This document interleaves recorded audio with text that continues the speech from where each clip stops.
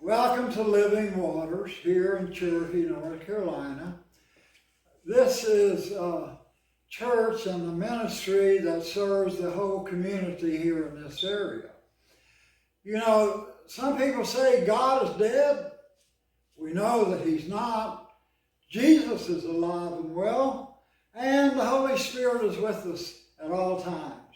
So here at Living Waters, we are alive and well, and it takes a picture instead of 1,000 words.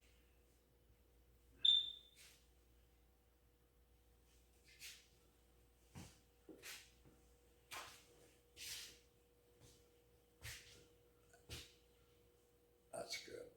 The picture you saw of the bags on the floor are donated items from different folks, whether it's congregations or individuals.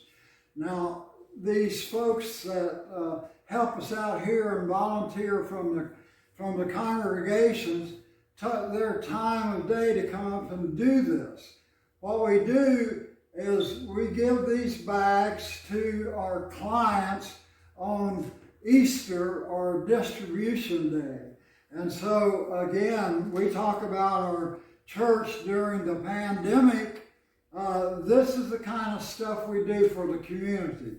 And our volunteers donate their time and donate their resources to help us provide services for the community as a whole. Not only on the reservation here, but also in surrounding communities of the reservation. So again, these pictures to me are worth 1,000 words to show you that our ministry is alive and well. Living Waters Food Pantry. I'm Lisa, I'm the director. Come on in and we're going to show you how we do this. When the people come up, they come up out here, we have a lady out there, and she will be getting their information. They're not allowed to get out of their vehicle. They must have their vehicle completely empty. They will back up to this door right here that you just saw. They will open their trunk and we will load their boxes into it. We're going to show you what a box looks like that they get each time when they've signed up for an appointment. This box is non-perishables. It's shelf-stable stuff.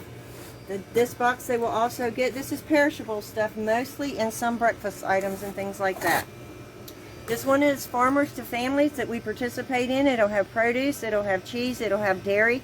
It'll have some fruits and things in it. This is basically what they're going to get. If we have a little bit extra, we'll give them a little bit extra. In order for them to come, they must call us or text us and make an appointment. This is kind of what our appointment sheets look like. We do 7 families every 15 minutes. On Wednesday, we get a truck before we even start taking appointments. So right now we're using anywhere from 48 to 52,000 pounds of food per month. This is our storage areas. This is our freezer, our refrigerator. We also have 7 big coolers that we use. This is all items that have been donated in or we have purchased in that will be going on the shelves. These boxes you see behind us here, all these right here and all these over here are empty boxes. They will all be filled before our designated distribution days. We do have 2 designated distribution days every 2 weeks. We also do emergency boxes. We also do agency boxes. We are here 7 days a week basically because we also do what's called walkers, which are people who come by to pick up food who do not have transportation. They're walking, maybe they're homeless, so we say walkers. The food you see on our shelves is, some of it is purchased from Manna, some of it is donated from other churches and other places, and some of it we purchase from stores or we purchase from any place we can basically get it. We have 7 workers here right now. Back during when the pandemic first hit, we were allowed 4 workers. We are up to 7 right now, and these 7 workers are serving between 600 to 800 families each month. And yes, it gets hard. We're going to walk you out and show you where we hang our walker bags. We hang 6 every night, sometimes more than that if they are gone before we get ready to leave in the afternoon. A basic walker bag, and I'm just going to kind of show you. We use a bag like this. Sometimes we do use a reusable grocery bag. It will have proteins, it will have a shelf-stable milk, it'll have a cereal, it'll have hand warmers, it'll have some kind of bread, it'll have water, flavor packets for the water, breakfast items. If we have any type of protein stuff, which is jerky, meat sticks, anything like that. We do include candy. We do include individual coffee packets, protein bars, breakfast bars, and a bakery. If we have some kind of small hygiene, we will include that in it. Once we get all that in the bag, we then take it out here, and we also, and we hang them out here at the shelter. We also hang coats, we hang towels, we hang clothes if we have them. We try to get things like sweatpants and things like that because they're universal and fit most people in different sizes. They can make them work.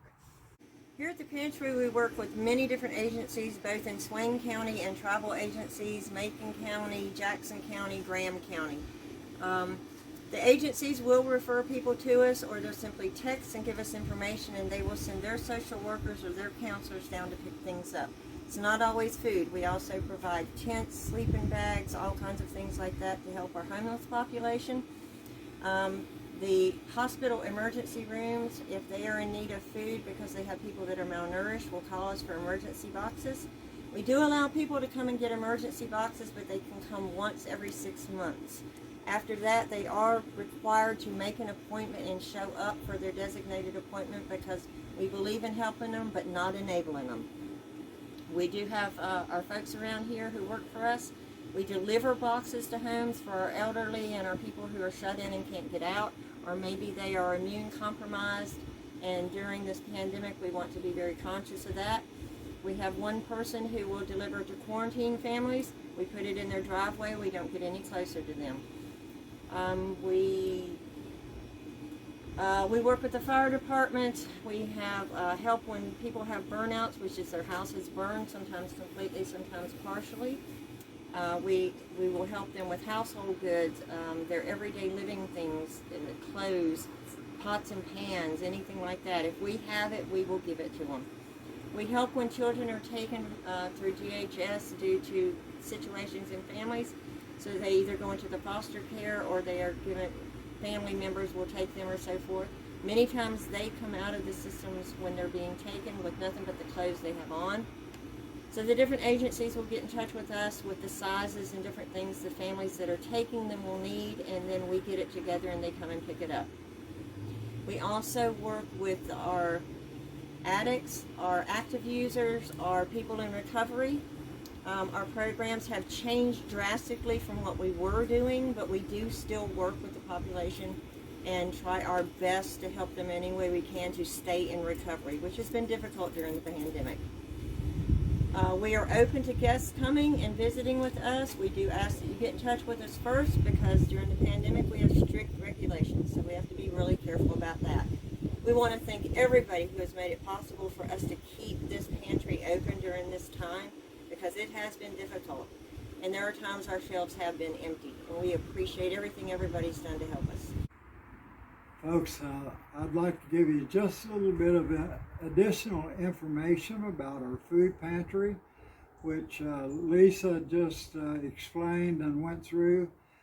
Lisa is the director of the food pantry, and what I'd like to do is say that she does a very good job of organizing and making sure things happen at the food pantry. But also, in addition to that, I want to thank our volunteers who work at the food pantry. not only during the distribution time, but also on their own time during the week when things have to be sorted through, groceries maybe have to be put up, donations have to be taken out and sorted. So we have a real good group of volunteers, and they do a fantastic job. Without them, we couldn't do what we do for the community. So the additional information about the food pantry is this. We are a private food pantry, meaning we don't receive any financial aid from the federal government, from the state government, from tribal government. We rely basically on individuals and church congregations of our Lutheran body who help us with not only the financial part of keeping the food pantry open, but also they do a good job of providing and taking up food collections for us, and then they deliver them, and not only the food but also clothing and things like that. So we just, as Lisa said, we just want to thank all of our partners in ministry, as I call them, and that means church partners and individuals, for the help they give us so we can maintain and keep our food pantry open for the community. So we thank them all, and we invite you, as Lisa has done, to come up and see us sometimes and see how the food pantry distributes the food and operates and so forth. So we thank you for your time, and come and see us anytime. Just let us know when you want to come up and see us. We'll make arrangements for that. Thank you very much. As we come to a close on this presentation, there's a few things I'd like to leave you with. One is how the COVID-19 has affected everyone in this country, one way or another. And as our worship service, the last worship service we had was March the 9th. We haven't been able to get together as a church family for worship since then, simply because of the space in our worship area that we have. We can't, and the numbers also reflect that, as far as being able to have only 10 people and then 25 people. So we don't have the space available to put everyone like 6 foot apart, is what the guidelines say. So we have, instead of the worship, where we have gone to as part of our outreach program, is we have kept our food pantry open throughout this COVID epidemic. We started out, and then they closed down the reservation. They shut it off to the public. But we still were able to serve a few people simply by, we were able to get on and off the reservation ourselves. But when we left the reservations, our workers, and especially those that came in to, serve the local people on the reservation, they had to take boxes of food in their car out to another small town near us. And so we were able to distribute food even though the reservation was closed. So what I'd like to share with you right now, though, is I'd like to share a couple stories from actual clients who came to the food pantry. There was a young college student who was studying in the area of being a social worker. And so even with our HIPAA laws, we told him he couldn't use the actual names of the people he interviewed, and he had to get their permission. So he did that. And this is a couple of stories. Just listen to these two stories before we close, okay? The first story. A person was asked, "How do you keep going?" Person answered, "If I don't do it, there's nobody going to do it for me. So here I am." And he was asked if there was any particular food items that kept them coming back to the pantry. They answered, "Actually, it's not the food, it's the people that keep us coming back. They treat us with respect and dignity, and that's something very hard to find. They make us laugh, and they leave us and greet us with a smile. So when you're so low down that you can't even go buy your own food, you have very little self-respect. You just don't. It makes you feel less than you already are. And here they treat you with respect and dignity and treat you like an equal human being. They tell us they love us, and I believe them.